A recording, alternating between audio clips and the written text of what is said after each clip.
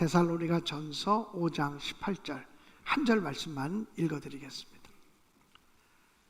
모든 일에 감사하십시오. 이것이 그리스도 예수 안에서 여러분에게 바라시는 하나님의 뜻입니다. 한 번 더 읽겠습니다. 모든 일에 감사하십시오. 이것이 그리스도 예수 안에서 여러분에게 바라시는 하나님의 뜻입니다. 아멘. 캘리포니아의 어떤 주부가 자기 남편을 헐값에 팔겠다고 신문에 광고를 냈습니다. 이 부인은 자기 남편이 주말만 되면 사냥과 골프에 빠져서 가정과 가족들을 도무지 돌보지 않는 것을 보고서 신문에 이색 광고를 낸 것입니다. 내 남편을 염가에 판매합니다. 내 남편을 사가는 사람에게는 사냥도구와 골프채와 개도 덤으로 드리겠습니다. 그렇게 광고를 냈습니다. 그분이 그 광고를 내고 나서 약 60여 통의 전화를 받았다고 합니다. 전화를 받았는데 어떤 과부라고 하는 자기를 밝히면서 말하기를 그래도 남편이 살아있다는 것만 가지고 감사하라고. 또 어떤 부인은 이야기하기를 남편이 바람피지 않는 것만 가지고도 감사하지 뭘 그러느냐고 그런 전화도 왔었고, 어떤 사람은 이혼해 보니 자식들을 홀로 키우는 것이 보통 어려운 것이 아니라고, 조금 잘 참고 인내하라고 이런 전화도 왔었고요. 어떤 사람은 남편은 필요 없고 개만 줄 수 없느냐고 그런 전화도 여러 통 왔었다고 합니다.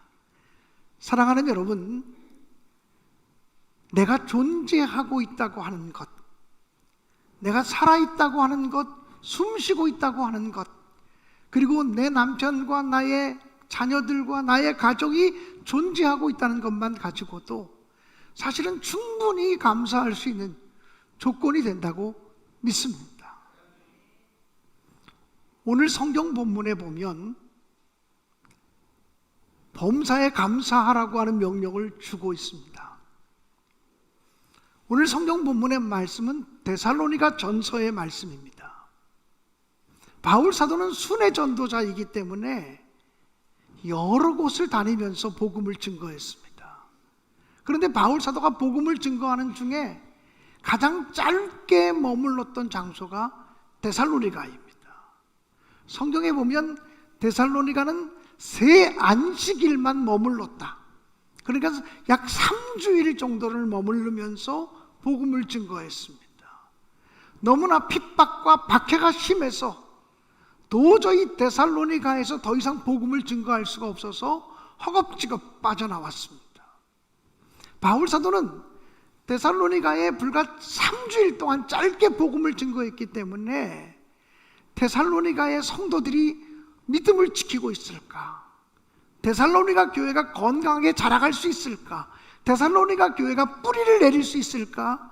매우 염려하며 기도했을 것입니다. 그런데 디모데를 통해서 데살로니가 교회에 대한 소식을 들었습니다. 데살로니가 교회는 믿음의 역사가 일어나고 사랑의 수고가 있고 소망의 인내가 넘치는 교회로 소문나고 있다고 하는 이야기를 듣게 되었습니다. 그 소리를 들을 때 바울 사도는 대단히 감사했을 것입니다. 복음의 역사라고 하는 것은 내가 수고한 것만큼만 이루어지는 것이 아니라, 내가 땀 흘려서 열매 맺는 것이 아니라 결국은 성령의 도우심으로, 성령의 능력으로 열매 맺는 것이로구나, 이것을 깨달았을 것입니다. 그래서 바울 사도가 데살로니가 교인들에게 대해서 감사한 마음으로 쓴 편지가 데살로니가 전서입니다. 데살로니가 전서의 전반부는 데살로니가 교인들이 그런 환난과 고난과 역경 가운데서도 믿음을 지키고 있고 믿음의 역사와 사랑의 수고와 소망의 인내로 소문난 교회를 만들어가고 있는 것에 대해서 감사하고 있습니다. 그리고 데살로니가 전서 후반부에는 어떻게 신앙생활을 해야 될지를, 신앙의 원리들을 설명하다가 결론적으로는 항상 기뻐하십시오. 쉬지 말고 기도하십시오. 범사에 감사하십시오. 이것이 여러분들을 향한 하나님의 뜻입니다 라는 말씀을 강력하게 선포했습니다. 오늘 저는 그 중에서 데살로니가 5장 18절 말씀 한 절만을 성경 본문으로 선택했습니다. 모든 일에 감사하십시오. 범사에 감사하십시오. 이것이 그리스도 예수 안에서 너희를 향하신 하나님의 뜻이니라. 이 말씀입니다. 우리는 이 본문 속에서 감사의 이유와 감사의 내용과 감사의 방법에 대해서 배우게 됩니다. 여러분, 우리가 감사해야 되는 이유는 무엇입니까? 성경은 범사에 감사하라고 하는 말을 쓰면서 이 말을 명령형으로 우리에게 전해주고 있습니다. 여러분, 우리가 십계명을 보면 내 부모를 공경하라, 도둑질하지 말라, 살인하지 말라, 간음하지 말라, 내 이웃의 것을 탐내지 말라, 이 모든 것이 명령문으로 우리에게 선포되어지고 있습니다. 그런데 성경을 보면 기도하라, 기뻐하라, 감사하라, 이것도 여전히 명령문으로 우리에게 선포되어지고 있고요. 찬양하라, 이것도 명령문으로 우리에게 선포되어지고 있습니다. 그러므로 하나님의 명령이기 때문에 우리가 감사해야 된다는 것입니다. 하나님의 명령에 대해서 우리 인간의 대답은 순종받게는 없습니다. 그러므로 우리 마음속에 감사가 사라질 때 정신을 바짝 차리시고 자기 영혼을 향해서 명령하시기 바랍니다. 내가 주 예수의 이름으로 명하노니 내 영혼아 감사하라. 내가 예수의 이름으로 명하노니 내 삶 속에 있는 모든 것들아 하나님을 찬양하고 감사하라고 명령하시기를 바랍니다. 사랑하는 여러분, 예수의 이름으로 명령하면 우리의 마음속이 변화되고 움직이는 놀라운 일들이 일어나게 될 것을 분명히 믿습니다. 여러분은 지금 여러분의 가정으로 인하여 감사하고 있습니까? 내 남편으로 인하여, 내 아내로 인하여, 나의 자녀들로 인하여 감사하십니까? 우리의 가정을 주신 분, 나에게 일거리를 주고 직장을 주신 분에 대해서 감사하고 있습니까? 감사하는 것이 그리스도인의 삶의 존재 양식이다. 감사하면 그리스도인답게 살아가는 것이고, 감사하지 못하면 하나님의 명령에 불순종하는 자리에 있는 것이다. 이 사실을 기억하면서 스스로에게 감사를 명령하시고, 또 하나님의 이 명령에 순종하기 위해서는 감사는 감정적으로 대응하는 것이 아니라 의지적으로 순종해야 되는 명령이라고 하는 사실을 기억하십시오. 사람의 감정은 하루에도 10번도 바뀔 수 있습니다. 기분이 좋았다가 나빴다가 또 기분이 업됐다가 다운되어질 수 있습니다. 기분을 따라 감사하게 되면 우리의 감사는 춤을 추게 될 것입니다. 그러나 의지적으로 감사하는 것이 하나님의 명령에 순종하는 거야. 감사하며 살아야 돼. 이런 믿음을 가지고 의지적으로 감사를 결단하며 살아가시는 여러분 모두가 되어지기를 주님의 이름으로 간절히 축원합니다. 여러분, 감사의 내용은 무엇입니까? 성경은 모든 일에 감사하라, 모든 일을 감사하라, 범사에 감사하라고 말씀하고 있습니다. 우리는 생각할 때 감사한 일이 있고 감사하지 못한 일이 있고 또 감사할 일이 있고 감사하지 못할 일이 있다고 생각합니다. 즐거운 일도 있지만 짜증나는 일도 있다고 생각합니다. 아니, 어떻게 스트레스 받고 짜증나는 일을 어떻게 감사해? 성경은 범사에 모든 일에 감사하라고 명령하고 말씀하고 있습니다. 어떻게 이것이 가능할까요? 범사에 감사하려면 선하신 하나님에 대한 신뢰를 가져야 됩니다. 내 인생은 하나님의 계획 속에 있고 내 삶은 하나님의 손에 붙잡혀 있다고 하는 믿음을 가지고 내 인생을 설계하시고 내 인생을 계획하신 하나님이 나를 결국은 선한 길로, 의의 길로 인도하실 것에 대한 믿음을 가져야 지금 불편해도, 지금 속상해도, 지금 어려워도 감사할 수 있는 줄로 분명히 믿습니다. 하나님의 섭리에 대한 확신, 하나님의 인도하심에 대한 확신을 가질 때만 범사에 감사할 수 있는 것입니다. 바울 사도가 데살로니가 교회에 범사에 감사하라고 하는 이 편지를 쓸 때 데살로니가 교회는 환난과 고난의 한복판 속에 있었습니다. 바울 사도가 복음을 증거했던 그 어떤 교회보다 핍박과 박해가 심했던 교회가 데살로니가 교회였습니다. 하나님 말씀을 받아들이지 않고 거부했던 교회가 데살로니가 교회였습니다. 그러므로 데살로니가 교인들이 자기들을 영적으로 지도하는 바울 사도도 떠나간 상태에서 믿음을 지키며 살아간다는 것, 교회를 뿌리내리며 살아간다는 것은 쉬운 일이 아니었을 것입니다. 그런데 그들은 그 고난과 그 환난 속에 있음에도 불구하고 바울 사도로부터 모든 일에 감사하십시오라는 명령을 받았습니다. 그래서 데살로니가 전서를 보면 고난, 환난, 역경 이런 단어가 많이 사용되는 것을 볼 수가 있습니다. 사랑하는 여러분, 저와 여러분의 삶은 결코 우연이 아닙니다. 하나님의 계획이 있음을 믿습니다. 여러분, 지금은 비록 고난 속에 있어도, 지금은 비록 환난 속에 있어도 하나님이 분명히 나에 대해서 좋은 계획을 가지고 있고 우리 가정에 대해서 좋은 계획을 가지고 있기 때문에 가장 의로운 길로, 선한 길로 인도하실 것이라는 믿음을 분명히 가지면 범사에 감사가 가능할 수 있다고 하는 사실입니다. 여러분, 구약 성경 속의 믿음의 족장인 요셉을 생각해 보십시오. 요셉은 형제들의 시기와 질투와 미움을 받아서 애굽 땅에 종으로 팔려가게 되었습니다. 그리고 보디발 장군의 집에 들어가서 하인 노릇을 하게 되었습니다.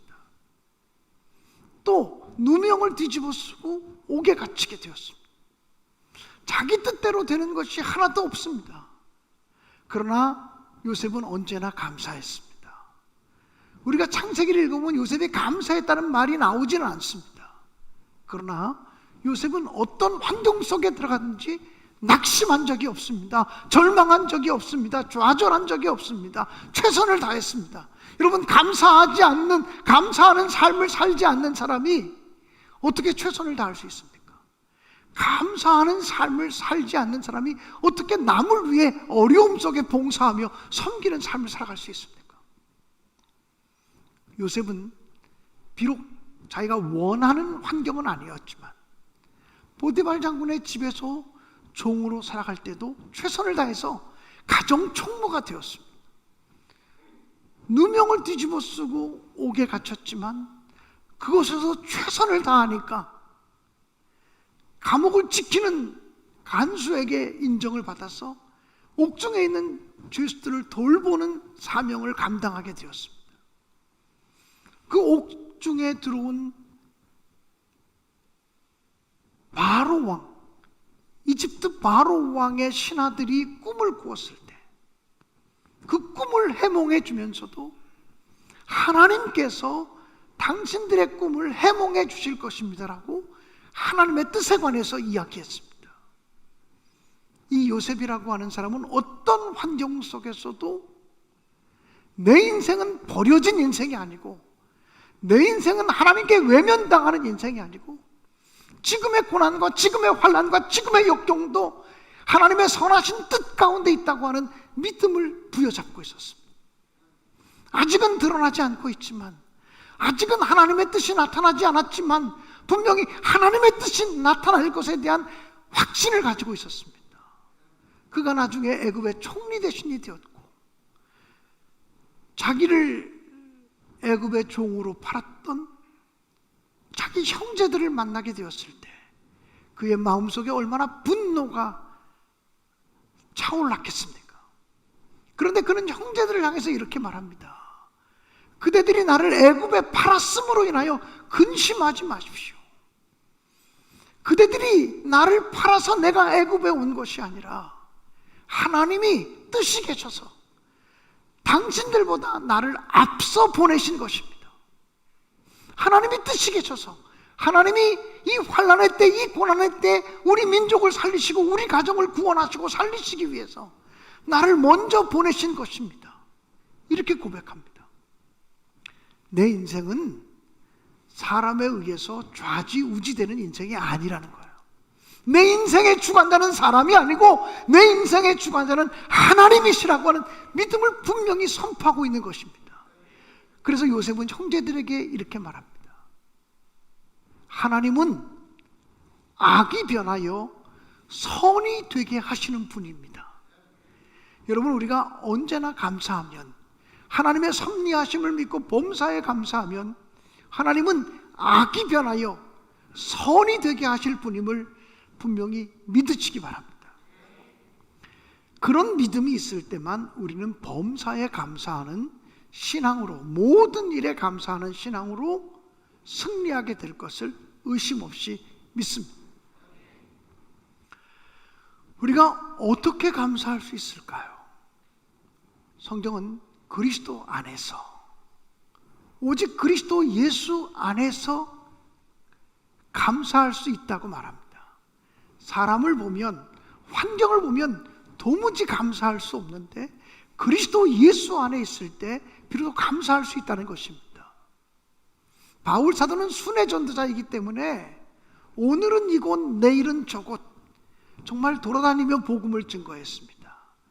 만약 우리가 바울 사도에게 바울 사도님 지금 어디에 계세요? 라고 묻는다면 바울 사도는 우리가 묻는 질문과는 상관없이 예, 저는 지금 예수 그리스도 안에 있습니다 라고 말할 것입니다. 우리가 묻는 것은 아니 사도님 지금 데살로니가에 있었어요? 로마에 계세요? 갈라디아에 계세요? 에베소에 계세요? 이렇게 묻고 있는 건데 바울 사도는 나는 언제나 그리스도 안에 있습니다 이렇게 고백할 거라는 것입니다. 그리스도 안에 있을 때 우리는 어떤 상황 속에서도 감사할 수 있는 믿음의 사람이 될 것을 의심 없이 믿습니다. 불평하는 사람들이 모여 사는 동네는 불평동입니다. 감사하는 사람들이 모여 사는 동네는 감사동입니다. 여러분은 불평동에 살고 계십니까? 감사동에 살고 계십니까? 불평동에 살고 계신 분이 있다면 감사동으로 빨리 이사 오시기 바랍니다. 어떤 불평동에 살아가는 사람이 하루는 감사동에 놀러 가서 하루 종일 감사동에 살다가 저녁 때 불평동 자기 집으로 되돌아왔습니다. 자기 집으로 되돌아와서 하는 말이 오늘 감사동에 가서 먹는 것도 없이 하루 종일 감사만 하다 왔어 이렇게 얘기하더랍니다. 사랑하는 여러분, 감사동에 사셔야 행복할 수 있습니다. 불평하는 기질을 가진 사람은 아무리 좋은 환경 속에 갖다 놓아도 한 시간만 지나면 기가 막히게 불평거리를 찾아냅니다. 근데 감사동에 사는 사람은 아무리 불만이 많은 어려운 환경 속에 갖다 놓아도 한두 시간만 지나면 아이 그래도 이것도 감사하고 이것도 감사해, 그리고 감사의 조건을 찾아내기 시작합니다. 저는 여러분들이 그런 사람들이 되어지기를 주님의 이름으로 간절히 축원합니다. 화란의 코리템붐이라고 하는 분이 계십니다. 이 코리템붐이라고 하는 분은 나치 독일이 세상을 이게 지배하고 있던 그 시기에 유대인들을 숨겨주었다는 그 죄 때문에 붙잡혀서 감옥에 가게 되었습니다. 본인은 유대인도 아닌데 유대인을 숨겨주었다는 이유 때문에 감옥소에 가게 되었습니다. 그런데 이 코리템붐 여사와 그의 언니였던 베스티라고 하는 여인은 굉장히 믿음이 좋은 사람이었습니다. 그들은 어느 곳에 가든지 감사하는 사람이었습니다. 그들이 포로 소행소에 들어갔을 때 너무나 좁은 공간에 너무나 많은 사람들이 들어와서 운신할 수조차 없었습니다. 아니, 이런 곳에서 어떻게 살아? 이런 말이 자연적으로 나올 수밖에 없었습니다. 그런데 코리템붐의 언니였던 베스티라고 하는 여인은 이렇게 말했습니다. 이 추운 겨울날 하나님이 우리를 이렇게 많이 모아놓으셔서 추위를 이기게 하셔서 얼마나 감사한지 모르겠다고 기도했습니다. 그리고 또 다른 수용소로 옮겼는데 그 수용소는 그 당시에 벼룩이 너무나 많아서, 요즘 우리는 벼룩이 뭔지를 잘 모르죠. 벼룩이 너무나 많아서 가려워서 살 수가 없었습니다. 사람들 모두가 불평하는데 코리템붐과 그의 언니 베스티는 하나님 감사합니다. 왜 이렇게 벼룩이 많은 곳에 우리를 보내셨는지 알 길이 없지만 하나님의 선하심을 믿고 감사합니다라고 고백을 드렸습니다. 그랬더니 나중에 지나놓고 보니까 다른 수용소는 그 병사들이 계속 와서 감시하고 귀찮게 구는데 그 수용소는 벼룩이 많이 나온다는 소문이 돌아서 그 병사들도 와서 감시를 안 합니다. 그래서 마음껏 예배하고 마음껏 기도하고 마음껏 찬송하면서 그 수용소가 천국처럼 변했다고 고백을 했습니다. 사랑하는 여러분, 하나님이 하시는 일을 우리는 다 헤아릴 수 없습니다. 하나님은 즐거운 일과 괴로운 일, 기쁨과 슬픔을 번갈아 주시면서 우리 인생을 다루시고 있다고 성경은 표현하고 있습니다. 지금 고난 속에서도 하나님께 감사하는 믿음으로 승리하는 여러분들이 되시기를 간절히 바랍니다. 여러분, 뇌성마비 시인인 송명희라고 하는 시인이 쓴 아주 짧은 시 2편을 여러분에게 소개해 드리겠습니다. 범사에 감사하라고 하는 시입니다. 감사절에만 감사하는 자요, 범사에 감사하라. 고난주간에만 주의 고난을 기억하는 자요, 주 죽으심 언제나 기억하라. 위급할 때만 기도하는 자요, 쉬지 말고 기도하라. 이런 시고요. 두 번째 시 여러분에게 소개해 드리겠습니다. 내가 행복한 이유는 이라고 하는 시입니다. 내가 행복한 이유는 내게 재물이 많은 이유 아니요, 주 내게 분깃된 이유 때문에. 내가 행복한 이유는 내게 친구가 많은 이유 아니요, 주 내게 친구 된 이유 때문에. 내가 행복한 이유는 내게 영광이 많은 이유 아니요, 주 내게 기쁨된 이유 때문에 라고 말합니다. 송명이라고 하는 시인은 어릴 때부터 뇌성마비를 앓아서 초등학교조차 다니지 못했던 사람이에요. 교육을 받아본 적이 없는 사람이에요. 자기 인생이 너무나 비참해서 죽으려고 얼마나 약을 먹고 죽으려고 애썼던 사람인지 모릅니다. 예수 그리스도를 만나고 난 다음에 나는 행복하다고, 나는 감사하다고 고백하는 사람이 되었습니다. 언젠가 이 송명희 시인이 장애인의 날에 텔레비전에 나와서 인터뷰하는 장면이 있었습니다.